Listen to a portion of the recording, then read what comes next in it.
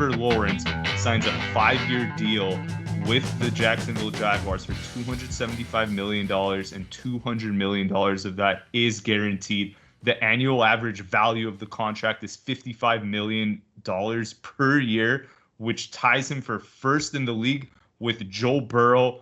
RC, what do you think of this contract? So the Jaguars are now paying Trevor Lawrence as if he is the best quarterback in the NFL, when currently, if we're just looking at 2024, he's not in the top 20 of best quarterbacks that are going to play, that are going to start week 1 this season. And I don't think he's in the top half of the league when you look out into the future of, okay, I'm not going to compare him to Aaron Rodgers, because 2 years from now we probably won't have Aaron Rodgers, but we'll have Trevor. But I can name 16 other guys I would rather have ahead of Trevor Lawrence. How in the world did this happen? How is a quarterback that even the diehards that are stuck on him being generational and being so awesome, and now realizing that he's not, they're not even going to defend that he's a top 5 to 10 quarterback. How can you pay him as a number 1 quarterback preemptively? I mean, granted, Jacksonville's going to have to pay him if they're going to want to keep. They're kind of damned if they do, damned if they don't. If you're a general manager of Jacksonville and you're like, well, we just want another year to see how this Trevor thing's going to go, people are going to flip out that you're disrespecting, this supposedly great quarterback. But then you go out and pay him number 1 money, and he's not even close. He's not in the same. It's an insult to Joe Burrow. If I'm Joe Burrow, I'm walking in and going, I loved my contract, but you're going to have to do better than this, because I cannot be paid the same as Trevor Lawrence. And if I'm like Jordan Love and Brock Purdy, I am throwing a ticker tape parade, because they better be paid more than Trevor Lawrence is. But besides the just Trevor-centric ridiculousness, when you look at all the other quarterbacks that are in the NFL, young and old and in between, that Trevor can't stack up with, this dooms the Jacksonville Jaguars to the basement of the AFC South, potentially for the next 5 to 10 years. Because, as I've said multiple times, for the last going back in the last season, the last 8 months, Trevor Lawrence is the 4th best quarterback in the AFC South. Part of that is because Trevor Lawrence is a bottom half of the league quarterback, and part of that is just getting unlucky that the AFC South just had what we'll look back on in 10, 20 years as the greatest stroke of luck of quarterbacks that all got drafted in the same draft to all of the AFC South team. CJ Stroud is going to be a superstar. Anthony Richardson is going to be a superstar. And people are going to get mad every time I say it, and I don't care, because I'm going to be right. And Will Levis is going to be a superstar. And they've done everything they could to help Will Levis be a superstar. If you had any doubts, they're building the whole team around him, giving him everything that he needs to be successful. The Jaguars are the 4th best team in that division. They went backwards as a team in free agency, lost key players, lost Demarius Williams, a defense that was already shaky, lost its top cornerback. Calvin Ridley jumped ship and went to Tennessee. They get Gabe Davis in his play. I mean, Jacksonville is doing everything wrong, and then they sealed it with a kiss when they signed Trevor Lawrence to this deal, and they married this. They signed their death certificate when they signed this deal. They'd have to trade him and rebuild, and all that's painful. But the opposite of that is, to me, is even worse. They're going to be stuck as a 6-7 win team that's going to be in last place in a division that has 3 great teams that potentially are all going to make the playoffs this year and into the future with all better quarterbacks, they're doomed. You pay QBs early if they're like a Burrow, if they're like Mahomes, you know they're elite, right? And that in that context, yes, pay them early, take the cheaper price now. But with Lawrence, you don't know if he's even a top 10 guy at this very moment, right? Why not just go into year 4 to see what happens? Because if he face plants, right, then he's not getting anything close to 55 million AAV. So this was a pretty big deal for Jacksonville. And the worst part about this is slowly but surely, RC, every year he's going to count more and more against the cap, and they're going to have to start taking away some pieces. How is he going to look when, that defensive line, when if they have, I know they just extended Josh Allen, but if they lose players of his caliber, right, that he can't have that same supporting cast. And with that supporting cast, he wasn't really able to do anything in Jacksonville. He looked awful. So I'm not bullish on what Jacksonville's trying to do here. I'm not bullish on Trevor. It just seems like this is a disaster waiting to happen. RC, if you were the general manager of Jacksonville, though, what would you have done? Would you have made him go into year 4 without a contract, or would you have just tried to trade him? I would have tried to trade him. Which means I wouldn't have gotten the job. Part of the problem here is it's like the problem Carolina got themselves into. When you listen to the mainstream, you're likely going to die by that same sword.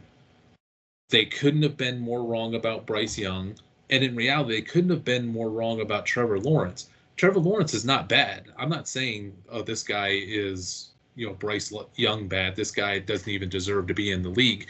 No, he's probably one of the 32 best quarterbacks walking the face of the earth, but he's closer to 32 than he is the top 10. And that is such a black hole to fall into that you can't get out of. It's like if you try to trade him, you're rebuilding and everybody's going to freak out. If you keep them and pay them all the money that they're going to, then they're doomed to mediocrity from there. The owners are convinced. The owners of Jacksonville, the Khans, are terrible at football. And Tony Khan, who's also running a wrestling promotion in professional wrestling company into the ground, has also got his hands in Jacksonville Jaguar things. And the GM is Trent Baalke, who a lot of coaches refused to even interview with Jacksonville. They would only interview with Jacksonville before Doug Peterson got the job if they were assured that if they got the job that Trent Baalke would be gone. So they have this GM nobody likes. Ownership is a mess. They're buying into the mainstream narrative, just like the Carolina Panthers, just like David Tepper did. So they think all of this glowing talk about Trevor Lawrence is true when they don't know what the hell they're doing. So you just keep going back prior to Trevor and look at the quarterbacks that the mainstream was in love with and the ones that they just let go by the boards because they were in love in 2020. They were all in love with Tua. If Tua didn't get hurt, Tua might have been the number 1 pick in the draft. There was 2 years of tank for Tua, which in hindsight looks ridiculous. And Tua's like Trevor, and Miami's going to make the same mistake when they sign Tua to a deal like this. Like Tua's got to be laughing at this deal because guys like Tua and Trevor are just going to keep you in the middle of the pack. They are not going to take you to another level. But Tua was all the scouts and media guy till he got hurt, until Joe Burrow made it to where you couldn't not say Joe Burrow. But they had their last laugh when they went Tua ahead of Justin Herbert, which was another disaster call. But Tua was their person all along. Then the year of Kyler, which hasn't worked out, which is another quarterback that's in the middle, that's kind of stuck, got a team stuck in mediocrity. The media, the scouts and everything started out with Daniel Jones is the best player in this draft. Daniel Jones should be the number one player, but then Cliff Kingsbury got hired by Arizona, and everybody knew he was going to take Kyler Murray. But who the scouts wanted was Daniel Jones. The year before that, the scouts wanted Sam Darnold. They did not think Baker Mayfield was worth a number one pick at all. So if you're going to go down to Jameis Winston and everything, if you go with the mainstream quarterback, you're doomed. Hello, Chicago Bears. RC, I'm going to ask you a really difficult question here. Let's assume Tua gets exactly the same deal as Trevor. And I told you, you have to stick with one for the next 5 years. You can't trade them. They are your quarterback, and you are starting them. Which quarterback would you choose? That is a great question, and I would take Trevor Lawrence because I don't trust that Tua is going to stay in one piece, and he's shown that he's got a bad history of injury, plus you have the concussions on top of it, plus he's just not a very good quarterback. His second half of last year was pretty bad, and if he doesn't have Tyreek Hill and they have the right offense for him, and he's fine. But if you took Tua out of that offense, dropped him into some other offense, I think he might even just flame out of the league. He is in a perfect spot in that offense, and it's working well. But I can't see Tua started falling apart the second half of last year. At least with Trevor, you've got size. He seems to go through his injuries. Last year, he played with a couple of injuries where we thought he was going to be out for fantasy football, and then he ended up playing through it and actually ended up playing well. He's okay. My comp for him from day one was Carson Wentz, which everybody thought I was crazy. And when I said he was going to be a bust, I meant that in the terms of he's not going to live up to his generational thing. He's going to be useful. Carson Wentz. Everybody loved Carson Wentz for a stretch of time too, and now Carson Wentz is the punchline. I think in a couple of years, Trevor Lawrence is going to be that kind of punchline where it's like, we paid all this money for what? How did we let this happen? Unbelievable. We'll see what goes down. I mean, this season he obviously gets a new weapon in Brian Thomas, who we both like, but I don't know, for fantasy football purposes, RC, are you scared of Ingram? Are you scared of Brian Thomas because obviously they depend on Trevor? I'm curious of how it's going to work for Brian Thomas because he's a great deep ball wide receiver with one of the worst deep ball quarterbacks that are going to start week one. But Brian Thomas may be so good, he actually starts to make Trevor Lawrence be decent. For Ingram and for Christian Kirk, I think they'll be okay because Trevor's that +5, -5 yards from the line of scrimmage type of quarterback where he operates well in the short game. He operates well when you tell him, what to do, when to do it. But if you need him to improvise and take over a game and make some big throws downfield, that's just not his game. So for fantasy, the related weapons will probably be okay, and they should start getting beat quite a bit. So there's going to be a lot of garbage throwing. And again, Trevor's not horrible. There's just the league is starting to get filled with really good quarterbacks.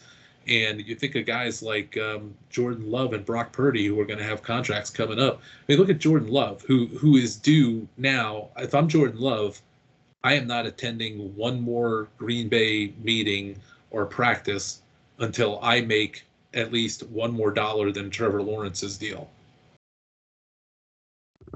And my last question for you, RC, and this one might be tough, but what would you need to see in Trevor's tape, either in preseason or first couple of weeks in 2024, for you to completely change your tone?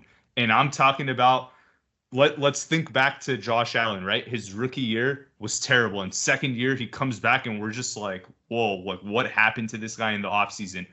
I know Trevor's not, he's not coming off his rookie year. He's entering his fourth with a big new contract. So completely different circumstances. But as a scout, what would you need to see for him for you to go like, okay, maybe there's something here?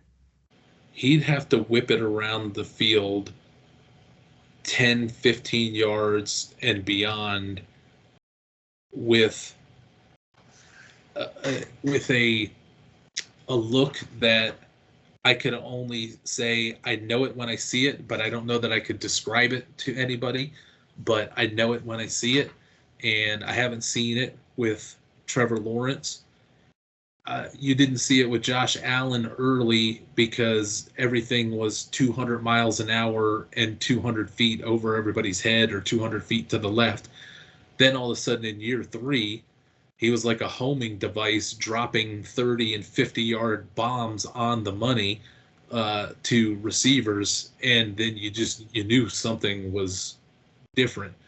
If I saw that version of Trevor Lawrence, great, but he wasn't that way at Clemson.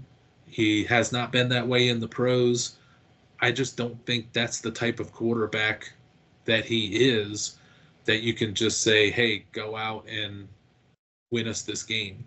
As I was watching the Green Bay San Francisco playoff game, scouting something from it for an upcoming Jordan Love report, and got into the fourth quarter, and when Jordan Love had to make plays, it started to come apart on him. He couldn't play down the field against what was a pretty San Francisco played a lot better on defense than I remembered when I was rewatching that game yesterday. He could not make the defense bend to his will. He just couldn't take it over. He was really good for 3 quarters. He was in control of the game. I've been impressed with some of Jordan Love's work. But when the money was on the line and when things needed to start going downfield with time running out, Love didn't answer. Subsequently, Brock Purdy was down and he was not looking good in that game, and we were all watching that game going, holy crap, I think Jordan Love's going to win. The Packers are going to win this game. They're going to take down the 49ers. Who would ever thought the Packers are going to the NFC Finals? And then Brock Purdy just put the team on his back and made every play and every throw in the book. And you're like, damn, that guy is good. But you walk away from it, I walk away from it, watching that same exact game going, Jordan Love left it on the tape. When it came right down to it, he didn't have that gear. I don't see it in Trevor Lawrence. Way inferior to what I've seen from Jordan Love. So for those of you that want to follow along, want to see more of RC's content on Trevor and the other quarterbacks in the league, go to ffmetrics.com. RC, any last concluding thoughts on Trevor Lawrence? I am looking forward to the Tennessee Titans being at least 2 games, if not 3 games ahead of them in the standings, and watching the mainstream freak out. And you know who's going to pay the price? I feel bad for him, but it's not his fault. He's actually the one who's breathed some life into Carson Wentz 2.0. Doug Peterson's going to pay the price for this, and he shouldn't. And it's going to get worse if Doug Peterson's not there, unless they have some miracle worker, unless they hire Sean McVay or Kyle Shanahan. It's going to get worse if they get rid of Doug Peterson, and that is highly possible if they just put this big old contract out on Trevor and he doesn't have a great year and the team finishes in last, because everybody's going to make fun of them because the Titans fixed everything in a year, and now everybody's going to see that they all had better quarterbacks. They're going to blame the Titans thing on Brian Callahan. They're not going to give Levis the credit. So in the opposite way, they're going to make Peterson the fall guy for not turning Trevor into what Callahan turned Levis into. They're going to get rid of Peterson because just like David Tepper thinks he's smarter than everybody else. And when they get rid of Doug Peterson, that's when there's going to be major problems, I think, with Trevor Lawrence. I think Doug Peterson is his saving grace. Just like he made Carson Wentz a real quarterback, he made Trevor Lawrence a real quarterback since he's came in. If he goes and they hire some knucklehead, Bill Belichick or some defensive guy, it's going to be a disaster.